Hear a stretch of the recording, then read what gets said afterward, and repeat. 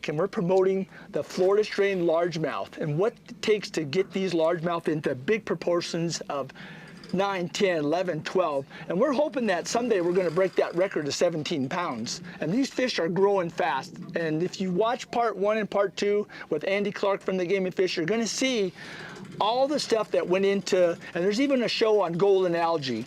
So we're putting a lot of effort into this, and we have Dave Weidman and Kurt Gill with us today, and they're doing all this habitat that you see in the back and what we're doing. So this is very important. How many of these cubes, these are Georgia cubes that came from Georgia, the idea? Yeah, the design came from Georgia. And you have like 3 different types of habitat?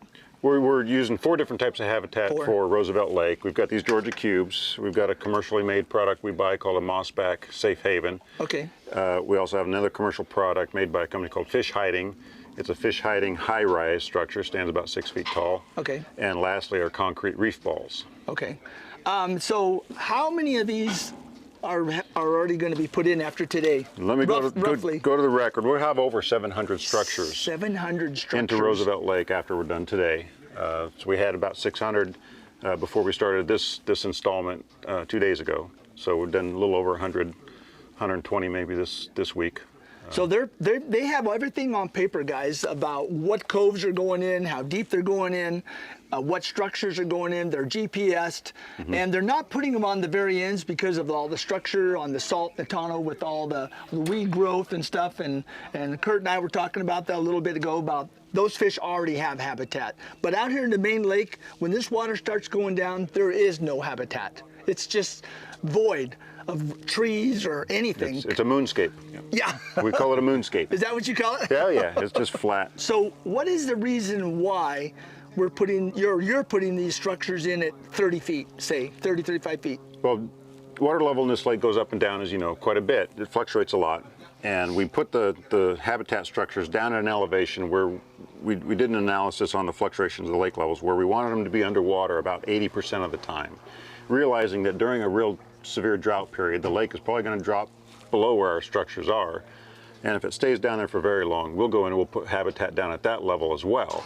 Okay. But we identified that range of about 20 foot between 2090 and 2070 where the water is going to be covering the structures most of the time. Like you say, when the water gets up to about 2100, 2110, 2120, it starts flooding the arms of the lake, it floods the backs of the coves where the trees and the vegetation has already had a chance to grow up.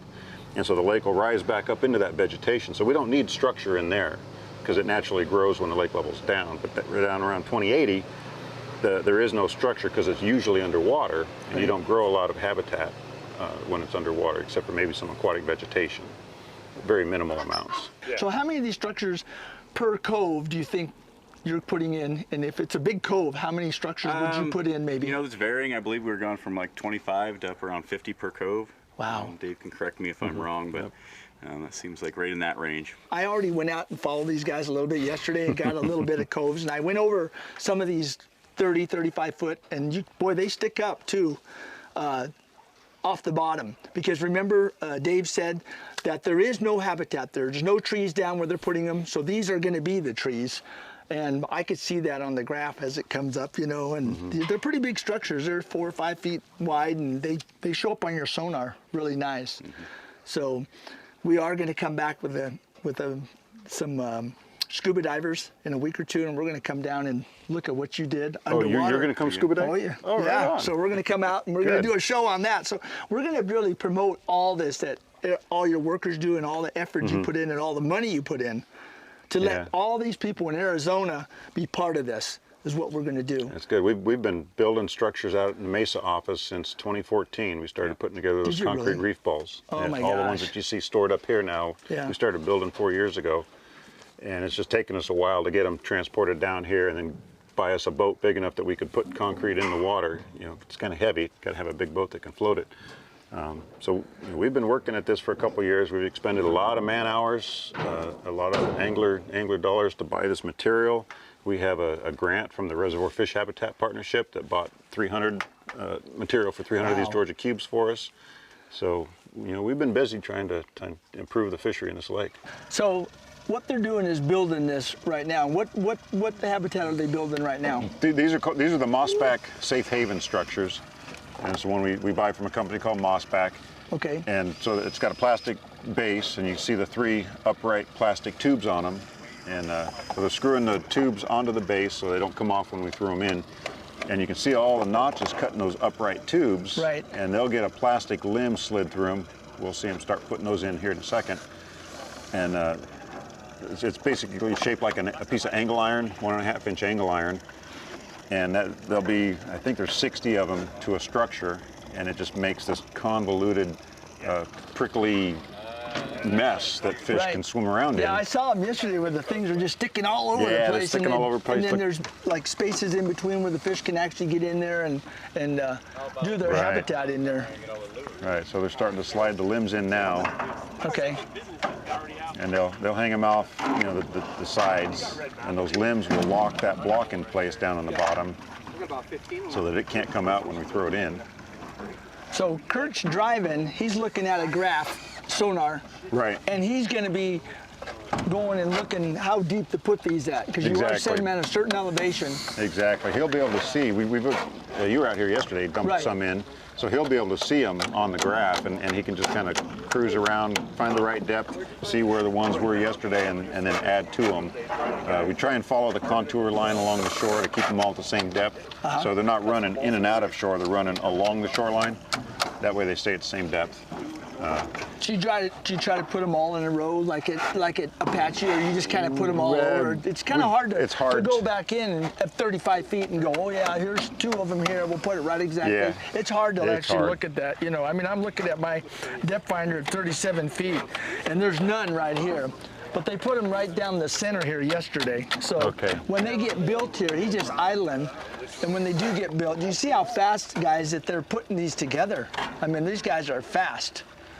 Yep. They've got teams of guys, and one guy's sticking it in there, the other guy's drilling, the other one's putting a screw in. These employees from Region 6 office mostly? Some of them are. Brant Dickens, the tall guy, he works for me down in Phoenix. He's my aquatic habitat specialist. Kurt Guild, program manager in Mesa. Got a couple of fish biologists from his office, and then some summer interns or college students working their way through a biology program at Arizona colleges or maybe out of state, and they're working for us for the summer. Okay. After you get this built, then we'll be seeing those sticks acting as limbs, mostly to look like a tree, right? Right, they start looking like a tree as they get them put together, and you notice they're putting them with the angle pointed upward, so those limbs will catch sediment and decomposing algae as it falls to the bottom. And eventually they'll probably fill up and start sagging a little bit, but we put them that direction so that fishermen, as they're drop shotting down through there, you can pull up through and not snag your lure. Right. If you were to turn them over, it's more likely you'd catch it on something and break off. So you're actually thinking, as you looking at this, you're actually placing those so the fishermen that find these on the graphs can go and fish these, and they won't be getting snagged on them that much. Exactly. Oh, that's a pretty neat idea. You know? Yeah, we're putting these in to concentrate the fish into areas where we can point on a map and say, hey, if you don't know what else to do, go fish here. Right. And the goal is to improve angler success, angler catch rates, so that our fishermen can catch more fish. It's such a huge lake like this, it's not real likely that this fish habitat program is going to increase the numbers of fish in the lake. We're not going to add a lot to the population. Right. That's controlled so much by the water level and the inflow and the nutrient availability. But what it does do is concentrate fish into areas that we can point to and say, go fish here. Oh, okay. So basically this is just to help fishermen, you know, find these concentrated areas where these big coves are, and you have all this where the fish are hiding to help them catch fish. Right, to identify an area that you should have a higher success rate fishing around these structures than you would any other random shoreline, unless you fish this like a lot like you do, Gary, and you know the bottoms and you know where there's some submerged structure. Right. You guys know where that stuff is. But the everyday angler, he might not fish often enough to know that kind of Right, thing. they don't. You know, the old rule of thumb is 10% of all the anglers catch 90% of the fish. That's right. Well, I'll tell you what, I promote Bartlett because I'm on Bartlett a lot, and I've been promoting this lake, trying to get the anglers and showing them different techniques. And we did a Ned rig show here last week, and an Alabama rig show here, and we did some Texas rigging stuff just to help anglers catch more fish. Yeah, learn techniques. You know, learn new techniques about, you know, and that's what's neat about our show is we're showing all these different techniques. We're not just coming out and drop shotting or something easy. Yeah, you're we're showing, teaching. We're more or less teaching you, so when you do go out with your wife or you go out with your kids, you can start catching more fish. Now, if we get in a severe drought and this lake keeps coming down another 20, 30 feet, there's a possibility that these things are going to be sticking out of the water. And this is all plastic, so if an angler hits this with his prop, it's not going to hurt nothing. Yeah, hopefully not. He should be able to run right over these, and he'll do more damage to our habitat structures than hopefully you do to your outdrive on your boat. Yeah, there won't be. You have another one that's all concrete, like a little dome. What is that called? Yeah, that's we call it a concrete reef ball. It's a half dome. It's got a bunch of crevices and holes in it, and we'll just throw it off the boat and it'll sink to the bottom. Nice thing about these is no matter how you dump it in, as long as it's over about 10 or 12 feet deep, it'll turn itself right and sink and sit on the bottom. How heavy? I saw those up in the program. How heavy is that concrete reef ball? Each one is about 1,500 to 2,000 pounds, depending on how much concrete we put in the form. Sometimes we fill them a little higher, and sometimes we didn't get them quite as full. Right. And you know, that much concrete can be 500 pounds in a structure. And so we'll put 3 of them on this boat. We've got a A-frame that sits on the boat with a hoist so that we can pick them up and put them on the deck, but we pull it off to do this kind of work because it just gets in the way. I was going to say, you must have a crane on that sucker to do that, because 1,500 pounds a piece, I mean, oh my gosh, you got between 4,000 and 5,000 pounds. That's like taking this boat and putting it on that boat. Yeah, putting it on that boat and then dropping it down in the water. Yeah, that's the nice thing about this boat that we bought. You know, it was custom built and designed for doing those concrete reef balls, but it's got enough deck space, as you can see. 2 crews can be assembling these, you know, the mossback structures. All right, we're getting ready to drop one of these. This is called what now? A mossback? This is a mossback safe haven. They make a lot of different designs. This design of theirs is the safe haven. So what do you think one of those weighs with that brick in there, that block? Oh, a cinder block is probably only 15, 18 pounds. Okay. All that plastic, all together, it's probably about 35 or 40 pounds. So two of those go on a base. Oh my gosh, look at that. Look how fast that sinks. It's actually going down pretty fast. Yeah. So underwater, it's going to look just like a tree. It's down. So that's about 35 feet of water. Yeah, it's down 35 feet right now. Yeah, now what we can do is, as he kind of drifts off and they finish up this last one, you can run over it and see if you can pick it up with your sonar. The habitat we put in is showing up right in through here. You know, that's the habitat that they're dumping in right now. And I drifted over them, so I'd have to back up to get it. So those are at 34 feet right there. So what we're doing is they're loading up the Georgia cubes. And we're just going to go out in the next cove right over here and plant these real close by. This will be the last load of 700 of these things that have went in the lake in the last month or two? 2 years. 2 years? Okay, 2 years they've been doing this, so.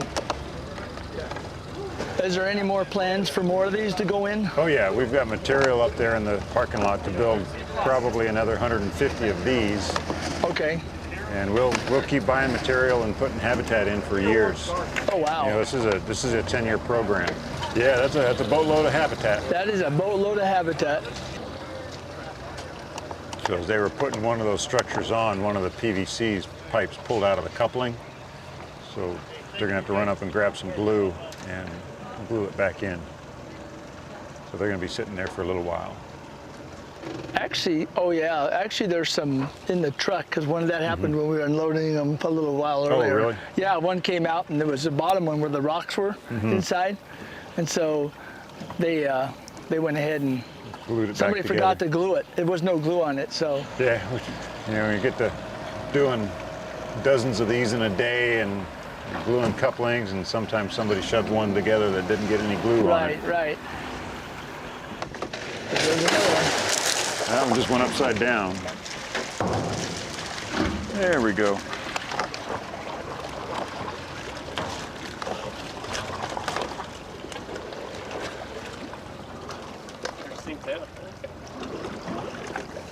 Throw another one in between them.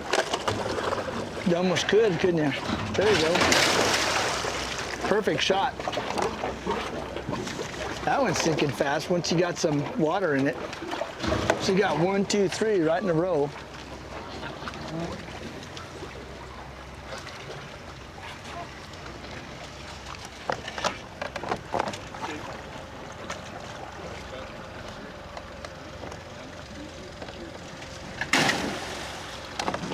That's one of the habitats we just put in.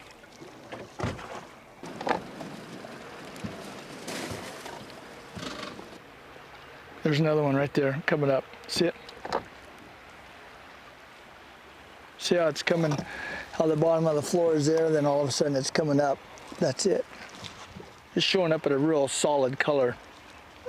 So we're up here with Dave at the site where they build all the reef balls and all the equipment here behind it. Who's the person or the company that lets us use the parking lot and stuff? The parking lot here is part of the Tonto National Forest, and they've been great partners with us. You know, they manage all of the campgrounds and stuff surrounding the lake, and they've let us kind of take over this parking lot here for storing all of our material, and we come up here and do builds with volunteers and our staff. You know, we just kind of take over this whole place, and as you can see, we've got a lot of material stored around here. So they've been a great partner for this whole project. And behind us, you can see our concrete reef balls. Yeah, look at that. I think we've got about maybe 50 or 60 of them here left. How many of those have you put in? 100 or 200 No, of we've them? only put 29 of these. Oh, 29? Okay, because they're so heavy. So You said they were 1,500 pounds a piece. Yeah, on average. Approximately, yeah. Yeah. So they're look pretty sturdy. I mean, you know, and you can see, guys, from all the holes in there, how those fish are going to go inside there. And you're putting these the same depth, like 20, 30, 40 feet deep? Yeah, same depth that we're putting the other structures because of the lake level fluctuations. Right. These have a little special criteria. We want to keep them on more shorelines that are more steeply sloped. Okay. So as that water level starts dropping and this concrete gets closer and closer to the surface, we don't want it to be 100 feet from shore where guys are running on plane up and down the lake. Oh, yeah, yeah. We want them to be fairly close to shore where you better be idling if you know anything about boating. Right. Because we don't want somebody to hit their lower unit on one of these things. That would be a bad day. Right, that would. So we keep them close to shore so when the water level drops, they're not real far out there where somebody can run into them. So let's back up and let's say you've been doing this for 3 years, since 2015. Right. This project, and that's when you guys wanted to first start it. Yeah, we started doing some of the planning work and the environmental compliance process to get the authority and the approvals to put all this stuff in the water. Started doing that in 2014. Wow. We got the approval to put all this structure in the lake, all the signatures finally in April of 2017, and right away we started putting in a bunch of structures. We got this big boat delivered to us in May of 2017 and got it outfitted and ready to put to work, and we've been using it to put habitat in the lake now too. So there's a lot of red tape with the government to do stuff like this, because everybody owns a little piece of the action here. The Forest Service actually owns the land, the ramp, and you guys want to put this in there. You manage the fish, so everything has to jive. So it takes you a lot long to get all this stuff going. Let me run through a real quick list. Salt River Project manages the water and the dam, so we had to get their permission. U.S. Fish and Wildlife Service has an Endangered Species Act they administer, so we had to show compliance with the Endangered Species Act. The Army Corps of Engineers has this thing called a 404 dredge and fill permit, so we had to get a Army Corps permit to put material in a water of the United States. And then the Tonto National Forest, of course, did the NEPA compliance so that we could have NEPA addressed, National Environmental Protection Act. So there's 4 different federal agencies that had to sign off on our activities. So yeah, it's a lot of red tape. So let me ask you this, since you just explained all this to all the anglers and the TV programs and stuff like that, it is illegal to cut trees down, take them out and put them in the lake. Absolutely. For an individual like me and stuff. It's illegal in the state of Arizona. It's not only cutting down the trees, but if you want to bring your Christmas tree out to the lake and sink it yourself, that's also illegal. So it's not even going and cutting the trees. If you bring something to the lake and want to dump it in for fish habitat, that's illegal. But some states allow it. Some states do. Like South Carolina, North Carolina, because they're all building Christmas tree things off their piers and stuff. But in Arizona, you cannot put nothing into this lake Well, and all those laws I just mentioned to you also apply in South Carolina, but South Carolina may have gone through a process that allows them on certain lakes the authority to permit people to do that on their own. They may also be doing it in conjunction with South Carolina Fish and Wildlife Agency permits, you know, under their authority. So we could authorize somebody else to come out and work with us or do stuff for us. Right. But you still have to go through all the same federal laws, the ESA, the Clean Water Act, NEPA. Still got to comply with all those no matter where you're working. Wow. Well, folks, you've heard it. You pretty well got the whole rundown of all, after you see this video, of all the stuff we showed and the boating and putting those things in. And this morning, building them before you got here, we were watching the guys put them together and sinking them out there. So this is going to give you an idea of all the hard work that these guys are going through and the money involved, the permits of all this stuff to get this, to build this trophy bass lake. Thanks again, Dave, for all your hard work. And, my pleasure. Thanks for helping us tell the story. All right, thank you.